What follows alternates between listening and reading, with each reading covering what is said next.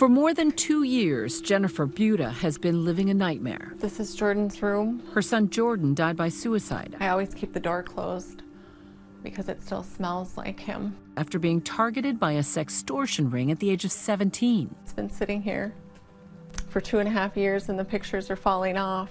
His room, a memorial to her son. I feel like this is something that I can come in here and look at. Today, in this Marquette, Michigan courthouse, the men held responsible for Jordan's death were sentenced to 17.5 years in prison. Brothers Sam and Samson Agoshi, now 24 and 21, were extradited from Nigeria to stand trial here. In April, they pled guilty to conspiring to sexually exploit teenage boys. There will never be closure about Jordan in my life. John DeMay is Jordan's father. This unprecedented case is proof that just because there's an ocean between us doesn't mean that we aren't coming for you. The case, among the first of its kind, the U.S. government operating across international borders to arrest and extradite suspects accused of sextorting children. Today sends a thundering message to every criminal or would-be criminal who operate these schemes. You are not immune from justice.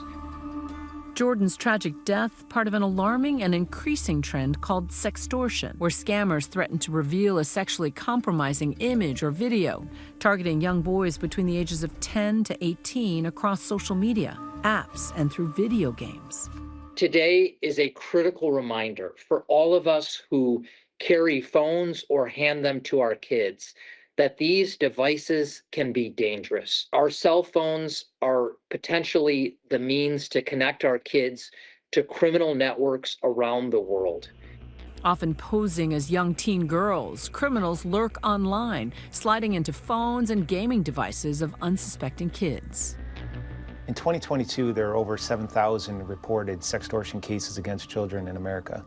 In my experience, in fact, I would think that number is well over 100,000 cases that have not been reported.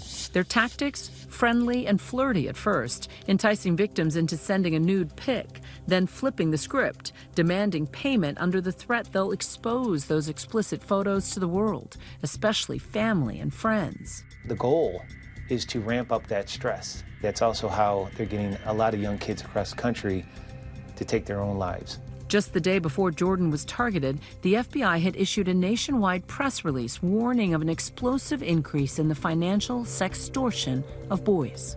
From October of 2021 through March of 2023, the FBI received over 13,000 reports of sextortion.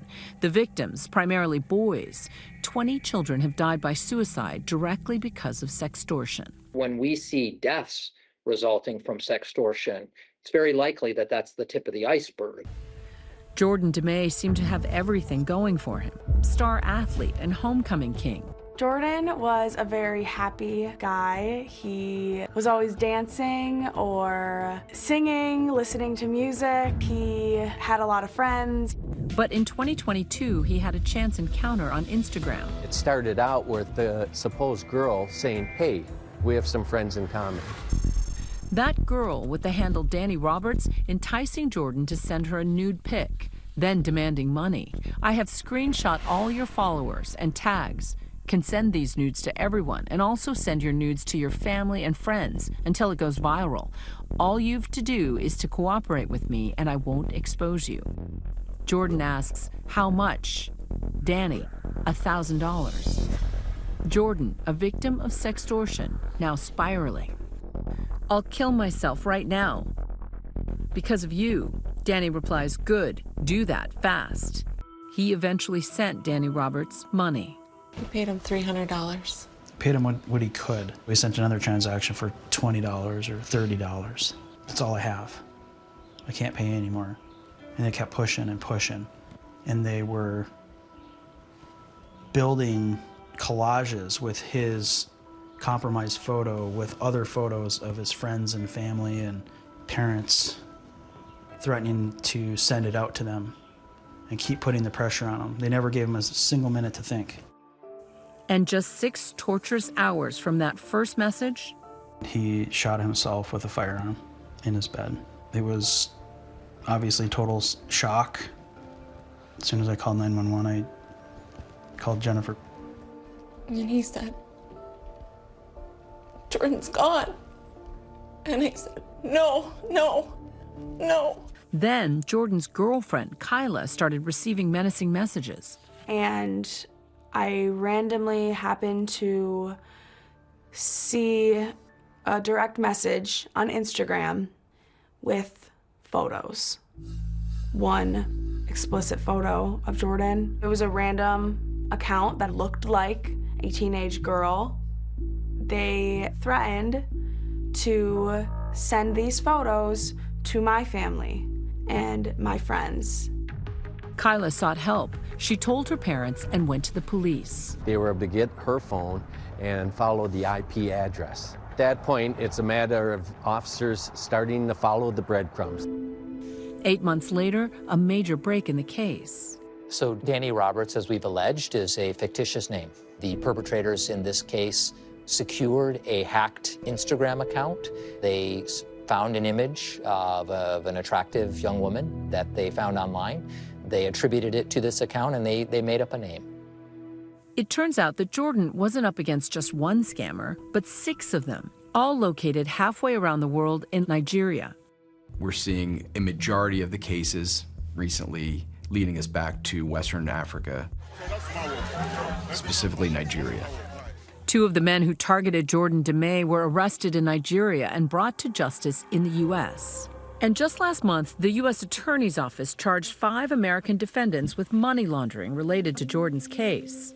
Since his death, Jordan's parents have been urging families to talk to their kids about sextortion. Financial sextortion isn't going away, and educating ourselves about the dangers of it and having those open lines of communication is so important in protecting our children. Congress also demanding accountability. You have blood on your hands. You have a product. You have a product that's killing people. Earlier this year, at a hearing on Capitol Hill, Meta CEO Mark Zuckerberg faced the families whose children died from causes they attribute to social media. No one should have to go through the things that your families have suffered. And this is why we invested so much and are going to continue doing industry-leading efforts to make sure that no one has to go through the types of things that your families have had to suffer. Jordan DeMay's father was there. There was a lot of the same old, and nothing has changed. In April, Meta, the parent company of Instagram, announcing a nudity protection feature in DMs, which blurs images and warns users to be cautious before sending sensitive photos. And in July, announcing they'd removed around 63,000 Instagram accounts in Nigeria, attempting to target people with financial sextortion scams. To be honest with you, the efforts ring a little bit hollow. There is so much more that can be done. For any person that finds themselves in this situation, they need to remember that they are the victim. They have done nothing wrong. So go and reach out to an adult for help, and you will get through this situation. However bad you think it is, it will pass. And if you or someone you know is struggling with thoughts of suicide, free confidential help is available 24 hours a day, 7 days a week. Please call or text the National Lifeline at 988. For more on how the FBI is cracking down on sextortion scammers, stream the full episode of Impact by Nightline, Sextortion, now available on Hulu.